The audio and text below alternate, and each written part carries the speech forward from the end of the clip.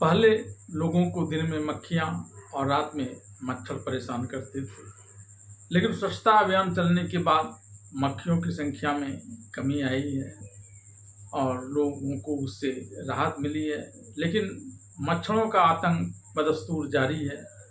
अभी भी लाखों लोग मच्छरों से होने वाले मलेरिया जैसी बीमारियों से दम तोड़ देते हैं, और मलेरिया जैसी बीमारियों से दम तोड़ने वालों की संख्या को अगर छोड़ भी दें तो मच्छरों के काटने से जो लोगों को खुजलाहट होती है और जो परेशानी होती है वह भी एक बड़ी परेशानी के रूप में लोगों के समक्ष अब तक बनी हुई है।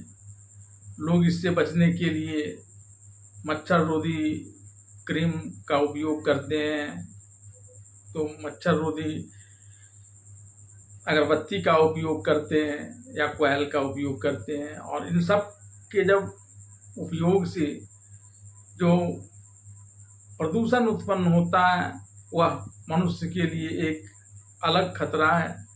लेकिन अब मच्छरों से लोगों को बड़ी निजात मिलने की संभावना है, क्योंकि वैज्ञानिकों ने ऐसी दवा का आविष्कार किया है और उसका परीक्षण कर रहा है जिससे लोगों को तो नुकसान नहीं होगा, लेकिन मच्छर जब मनुष्य को काटेंगे जिन्होंने ऐसी दवा ले रखी है तो खून जैसे ही उसके शरीर में जाएगा तो उस दवा के प्रभाव से मच्छर ही मर जाएंगे। तो एक बड़ी उम्मीद की किरण मच्छर से निपटने के रूप में इस समय आने वाला है। आइए देखते हैं इस पर एक रिपोर्ट। 2023 ईस्वी में दुनिया भर में 263 मिलियन मलेरिया के केस और लगभग 597 लाख मौतें दर्ज की गई।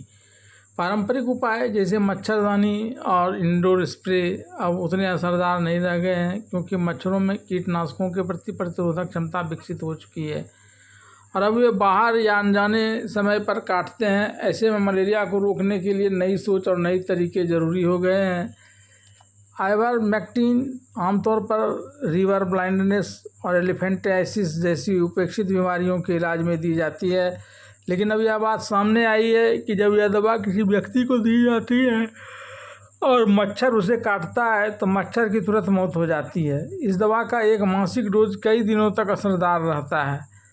यह प्रयोग अफ्रीका के 2 देशों केन्या के काले काउंटी और मोजाम्बिक के मोपिया ज़िले में किया गया। केन्या में 5 से 15 साल के बच्चों को और मोजाम्बिक में 5 साल से कम उम्र के बच्चों को 400 mcg/kg डोज 3 महीने तक दिया गया। केन्या में इस दवा ने शानदार परिणाम दिए और आइवरमेक्टिन लेने वाले बच्चों में मलेरिया के मामले में 26% गिरावट दर्ज की गई।